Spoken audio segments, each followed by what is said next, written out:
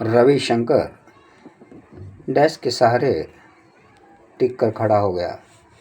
मैं अपनी उसी कुर्सी पर बैठा जिस पर जसदेव सिंह से विचार विमर्श के दौरान आमतौर से बैठा करता था। जगदीश, मैंने पूछा, परसों रात जसदेव सिंह की कॉटेज में तुम सेफ खोलने क्यों गए थे? वह एकदम पलटा, खुली खिड़की के पास जाकर हमारी तरफ से पीठ करके बाहर झांकने लगा। मैंने अपना सवाल दोहराया। वह हमारी तरफ घूमा तो उसके होठों पर मुस्कुराहट थी। लगता है नीलम ने मुझे पहचान लिया था, वह बोला। मैं समझता हूँ, तुम्हें बता देना ही बेहतर होगा। हाँ, इसी से बेहतरी है। मैं जानता था जसदेव सिंह फाइल को अपनी उसी सेफ में रखता था, वह बोला, और यह भी जानता था कि इस वक्त वह वहाँ नहीं होगी, लेकिन मैं खुद देखकर यकीन करना चाहता था। रविशंकर अभी भी डेस्क के सहारे टेक लगाए खड़ा था।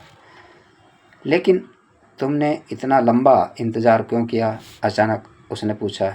जगदीश के चेहरे पर सुर्खी सी दौड़ गई। मैं अजय से पहले उस फाइल को हासिल करनी चाहता था।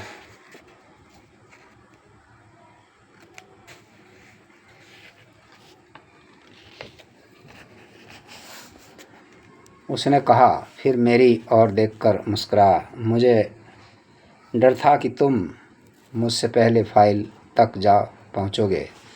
जसदेव सिंह की हत्या हुए 6 महीने होने जा रहे हैं, मैं बोला। अगर तुमने उसी सेफ में फाइल तलाशनी थी तो अब से बहुत पहले भी कोशिश कर सकते थे। जब तक तुम छूट कर नहीं आए थे, फाइल की तरफ से मैंने खास ध्यान नहीं दिया था, वह बोला। लेकिन फाइल हासिल करने के तुम्हारे बुलंद इरादे जानकर मुझे भी उसकी फिक्र पड़ गई, क्योंकि तुम्हारे हाथ फाइल पड़ने का मतलब है तबाही। इस शहर पर कहर टूट पड़ेगा। मैंने अपने होठों पर कसाव सा महसूस किया, लेकिन बोला कुछ नहीं। मैं जानता था फाइल उसी सेफ में रखी होती थी। साथ ही इस बात का भी काफ़ी हद तक यकीन था कि फाइल इस वक्त वहाँ नहीं होगी। जगदीश कहता गया, लेकिन मैं खुद देखकर अच्छी तरह यकीन करना चाहता था। मैं जानता था कि देर सवेर तुम भी फाइल को ढूंढने वहाँ जाओगे। रविशंकर ने उसे टोका। तुम्हारे साथ तिजोरी तोड़ कौन था? एहसान खां। मुझे पता लगा कि आजकल वह शहर में है और उसे पैसे की ज़रूरत थी। बस मैंने उसकी सेवाएं हासिल कर ली। मेरी नज़रें जगदीश पर टिकी थी। वह पूर्णतः संयत था। उसे ज़रा भी शक नहीं था कि हम उस पर यकीन नहीं कर रहे थे और वह इसी झमेले में नहीं घसीटा जाएगा। तुम जानते हो, एहसान खां पैरोल पर छूटा मुजरिम है, रविशंकर कठोर स्वर में बोला। और तुम्हारी यह हरकत उसे भारी बखेड़े में फंसा सकती थी। नहीं, और जानना भी नहीं चाहता, क्योंकि अपना भला बुरा उसे खुद सोचना चाहिए था। लेकिन तुम यह तो जानते हो कि सेंधमारी के इल्ज़ाम में तुम पर मुकदमा चलाया जा सकता है, रविशंकर ने और भी कठोर स्वर में पूछा। सेंधमारी का इल्ज़ाम मुझ पर लगाएगा कौन? जगदीश ने पूछा। मेरे खिलाफ किसी ने रिपोर्ट दर्ज कराई है? नहीं, लेकिन मिसेज नीलम सिंह करा सकती है। वह नहीं कराएगी, जगदीश हंसा, क्योंकि उसका कोई नुकसान नहीं हुआ है। तुम ये इतने यकीन के साथ कैसे कह सकते हो कि वह ऐसा नहीं करेगी? मैं पूछे बिना नहीं रह सका। हम दोनों पुराने दोस्त हैं, वह लापरवाही से बोला। जगदीश, मैंने पूछा, मोनिका नौकरी क्यों छोड़ गई? पता नहीं, उसने जवाब दिया। मुझे वजह नहीं बताई थी उसने।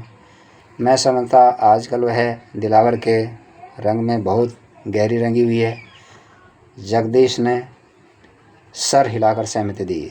साफ बात यह है, वह बोला, अब उसे नौकरी करने की ज़रूरत ही नहीं है। दिलावर ने उसे एक फर्निश्ड फ्लैट और उसकी ज़रूरत की तमाम दूसरी चीज़ें मुहैया करा दी है।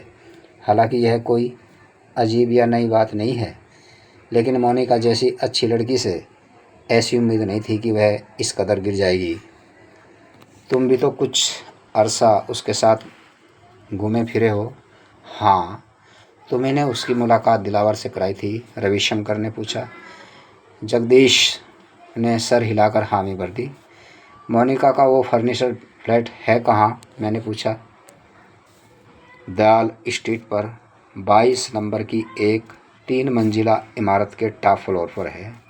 अच्छा जगदीश, मैं खड़ा होकर बोला, फिर मिलेंगे। मैं और रविशंकर ऑफिस से निकले और लिफ्ट द्वारा नीचे आ गए।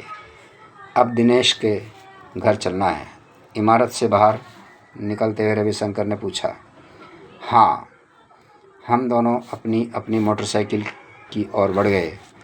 किराए की कार मैं कल रात ही रेंटल एजेंसी को वापस कर चुका था।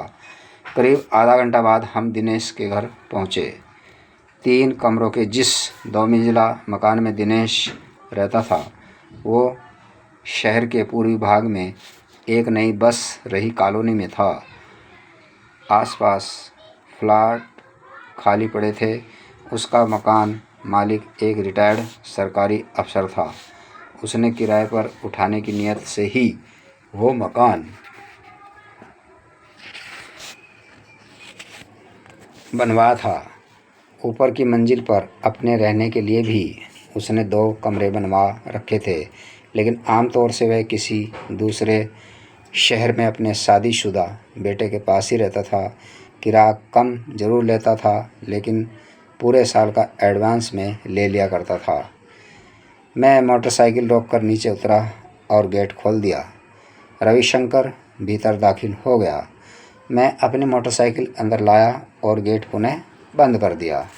मैं जानता था दिनेश अपनी चाबी एक गमले के नीचे रखा करता था। मैंने चाबी निकाल कर ताला खोला और हम भीतर दाखिल हो गए। दिनेश को विभिन्न चीज़ें जुटाने का तो शौक़ था, लेकिन उनके रखरखाव के मामले में बिल्कुल लापरवाह था। रही सही कसर पुलिस के आदमियों द्वारा ली गई तलाशी ने पूरी कर दी थी। फलस्वरूप धूल से अटी और अव्यवस्थित ढंग से फैली चीज़ों ने अच्छे खासे घर को कबाड़ खाने में तब्दील कर रखा था।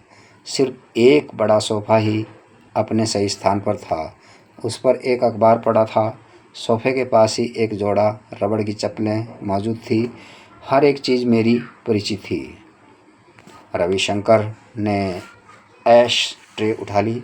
सिगरेट के टुकड़ों को उलट पलट करते हुए पूछा, दिनेश किस ब्रांड का सिगरेट पीता था? विल्स, मैंने बताया। उसने एस्ट्रे नीचे रखकर अखबार उठा लिया और गौर से उसे देखने लगा। सत्यानाश, वह झुंझलाकर बोला, उन अकल के अंधों को इतनी साफ चीज़ भी नज़र नहीं आई। यह अखबार 3 अगस्त का इवनिंग एडिशन है और 4 अगस्त का कोई अखबार यहाँ कहीं नज़र नहीं आ रहा है। और जसदेव सिंह की हत्या 4 अगस्त को ही हुई थी। लगता है 3 तारीख की रात में ही दिनेश कहीं चला गया था।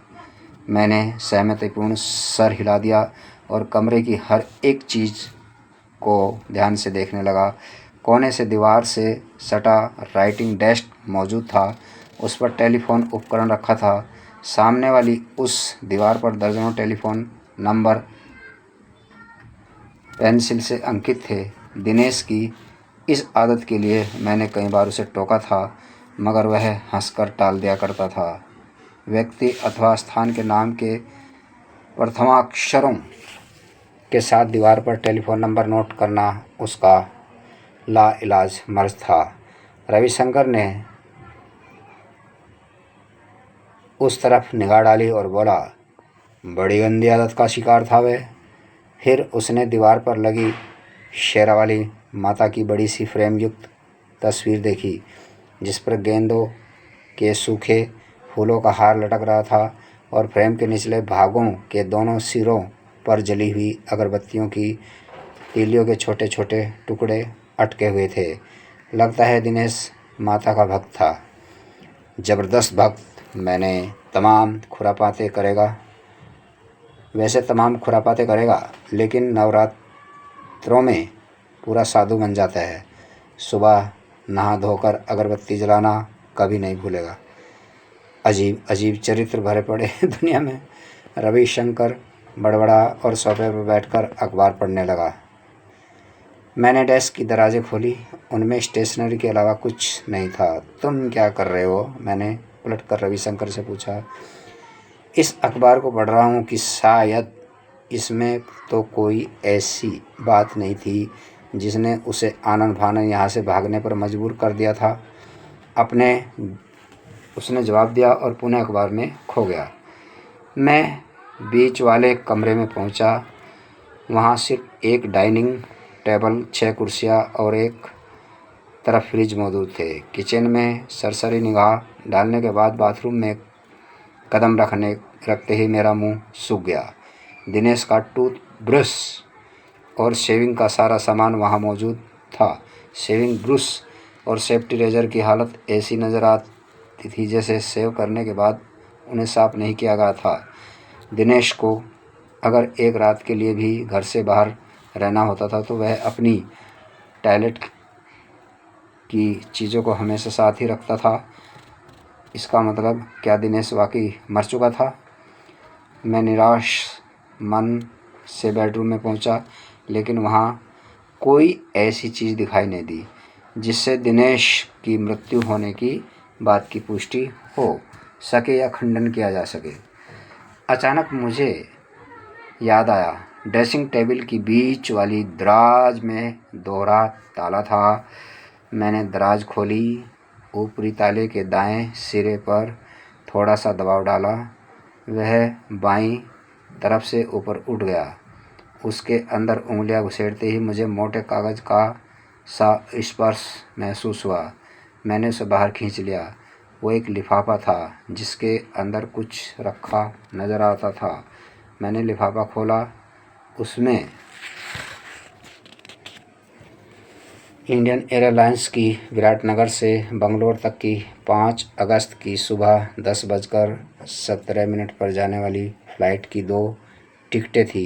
एक टिकट पर किसी आदमी का नाम लिखा था और दूसरी पर किसी औरत का। दोनों में से एक भी टिकट इस्तेमाल नहीं की गई थी। इसका मतलब दिनेश बेंगलोर नहीं गया था। गया तो कहाँ? इस सवाल का एक ही जवाब था जो सबकी ज़ुबान पर था। मैं भी जानता था, लेकिन खुद को बहलाने के लिए मैंने तसल्ली दी कि शायद किसी कारणवश दिनेश जल्दबाजी में यहाँ से भाग गया था। लेकिन वहाँ ऐसा कोई चिन्ह नहीं था जो इस बात की ज़रा सी पुष्टि कर सके। एकाएक मैं विस्की की सख्त ज़रूरत महसूस करने लगा। मुझे पता था दिनेश अपनी बोतल कहाँ रखता था।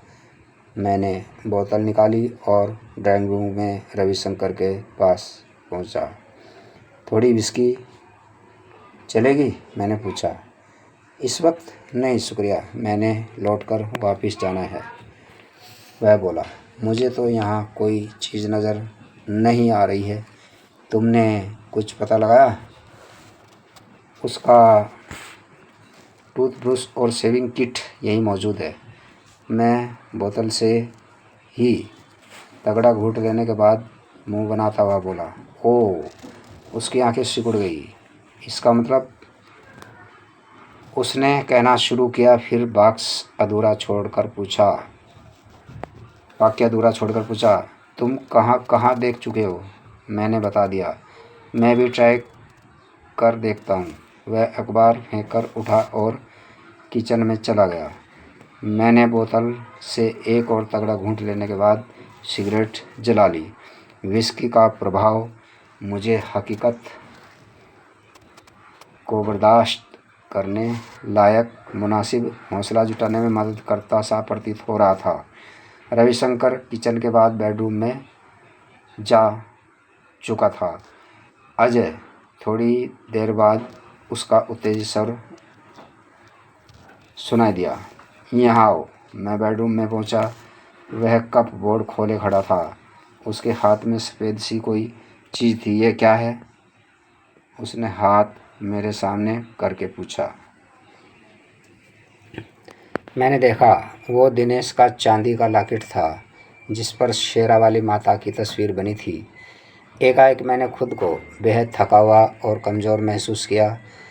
यह लॉकेट दिनेश के लिए जिस्म के किसी हिस्से की तरह था। इसे एक पल के लिए भी वह स्वयं से जुदा नहीं करता था। इस पर कुछ लिखा है। रविशंकर लॉकेट के पृष्ठ भाग को घूर रहा था। मैंने कांपते हाथ से लॉकेट उससे ले लिया।